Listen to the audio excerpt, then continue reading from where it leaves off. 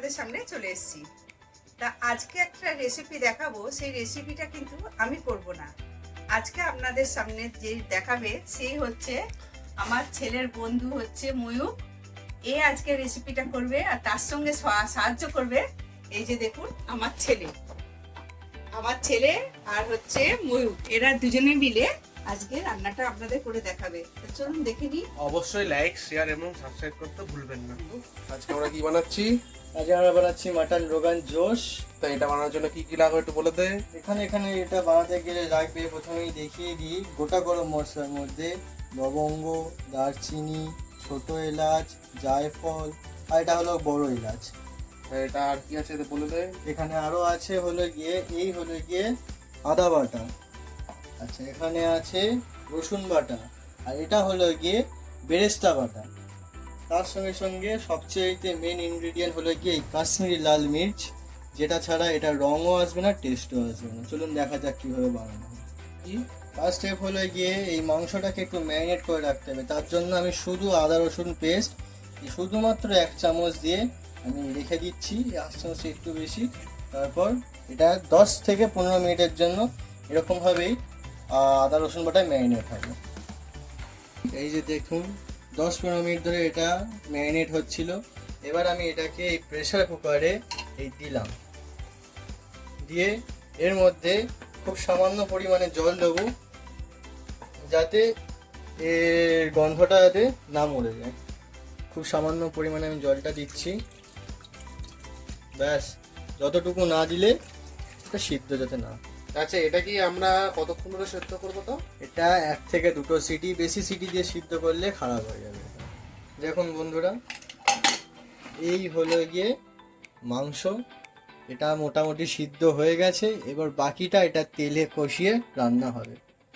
দেখুন বন্ধুরা, তেলটা খুব ভালোভাবেই গরম হয়ে গেছে। এবার এর মধ্যে আমি দেবো এই একটা বড় এলাচ, এই কয়েকটা ছোট এলাচ,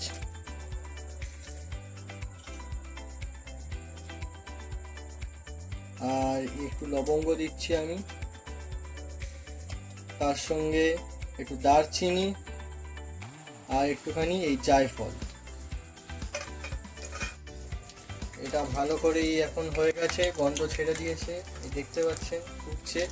এরপরে আদা রসুনের পেস্টটা আমি এখানে দিয়ে দিলাম। গ্যাসটা কমিয়ে দিচ্ছি। বাচ্চাটা সুন্দর গন্ধ জানলো তো, কিন্তু ময়ূক আর এখান থেকে আর একটা গন্ধ ছাড়ছে। বল, পাশ থেকে মটনের গন্ধটা ছাড়ছে না? মটনের গন্ধ তো খুব সুন্দর ছাড়ছে। এরকমভাবে সিদ্ধ করে নিলে মটন নিজে আলাদাই একটা ফ্লেভার থাকে, তারই সুন্দর একটা গন্ধ থাকে। এটাকে এখন অনেকক্ষণ ধরে কষাবো, যতক্ষণ ধরে গন্ধটা, কাঁচা গন্ধটা চলে যায়। ফ্রেন্ডস, এখানে ভালো করে এটা কষানো হয়ে গেছে, আদা রসুনের গন্ধটা এবার চলে গেছে। মোটামুটি আমরা 10 মিনিট ধরে তো করেছি। 10 থেকে 15 মিনিট লেগেছে মিনিমাম। এরপর দিয়ে দেবো এই কাশ্মীরি লাল মির্চ, যেটা হলো গিয়ে আসল রোগানটা বের করবে। এই রোগান জোশে অনেক বড় একটা গল্প আছে, একটু বলতো, আমি একটু শুনি, আমি তো জানি না। দেখ, আমাদের বন্ধুদেরকে একটু শোনাই।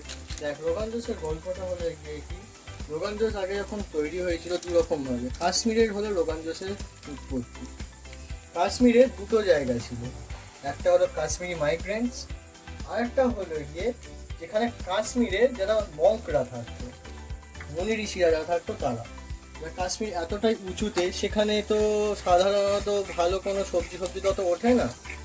তো সেই কারণে এই রোগান জোশের সৃষ্টি ওখানে হয়ে যায়। রোগান জোশের আসল রোগান বেরোয় রাতান জোট দিয়ে। সেখানকার যারা মঙ্ক ছিল তারা বিনা আদা রসুনেই এটা শুধু দই দিয়ে বানাতো। আর যারা কাশ্মীরি মাইগ্রেন্ট ছিল, তারা এই রোগান জোশটাকে আদা রসুন দিয়ে বানাতো। এইভাবে কাশ্মীরি রোগান জোশের নানা রকমের উৎপত্তি হলো। বাহ, ফার্স্ট টাইম শুনে বেশ ভালোই লাগলো। এরপর আমরা একটুখানি দিয়ে দেবো একটু জিরে গুঁড়ো, বেশি না, একটুখানি দরকার জিরে গুঁড়ো। আর দিয়ে দেবো একটু ধনে গুঁড়ো। কত করে দিচ্ছিস দেখিয়ে দে। আচ্ছা, এই সবই একটুখানি 1 চামচ করে দিচ্ছি, বেশি দিচ্ছি না, কারণ এটাতে বেশি যায় না। এটা ব্যাস, পুরোটা রেড।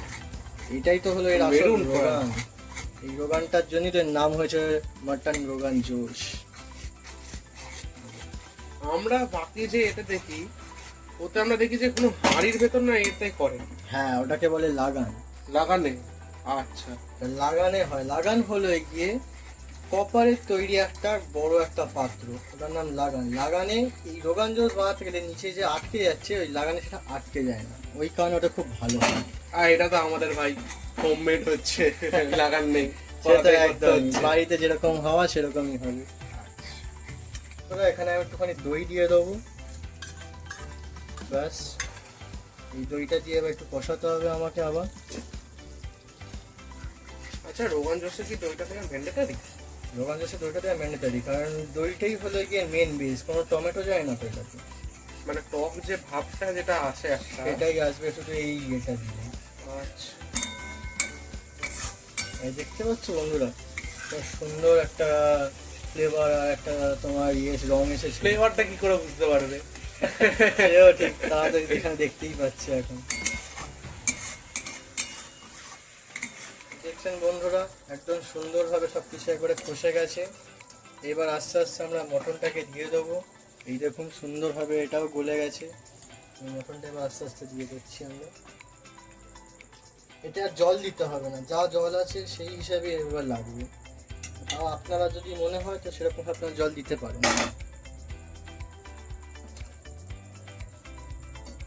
এই চলে গেল। এবার এর সঙ্গে যাবে হলে গিয়ে যে পেস্টটা বানিয়ে রেখেছিলাম বেরেস্তা, সেই পেস্টটা। দেখছেন কি সুন্দর হয়েছে। এবার চলে যাবে।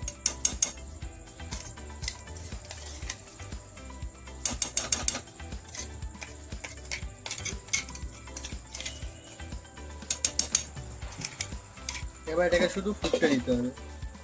অনেকক্ষণ ধরে এটা ফুটবে, ফুটে ফুটে একদম কষার মতন হয়ে যাবে।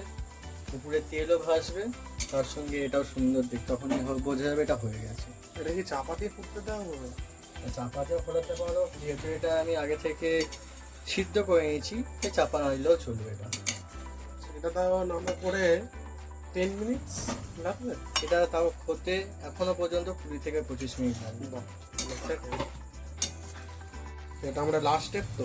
এটা আমাদের লাস্ট স্টেপ। এই রান্নাটা হয়ে গেছে, ঠিক এরকমই রোগান জোস এরকম রোগান বেরোবে লাল লাল। আমি শুধু এইবার বন্ধ করে দিচ্ছি আমি গ্যাসটা। গ্যাস হয়ে গেলো বন্ধ। এবার একটুখানি আমাকে গরম মশলা দিতে হবে। এই শেষে ব্যাস এই গরম মশলা দিয়ে দিলাম, হয়ে গেছে, আর কিচ্ছু লাগবে না। এরপর এটাকে ঢাকা দিয়ে আমরা রেখে দেবো। কতক্ষণ ঢাকা দিয়ে রাখবো?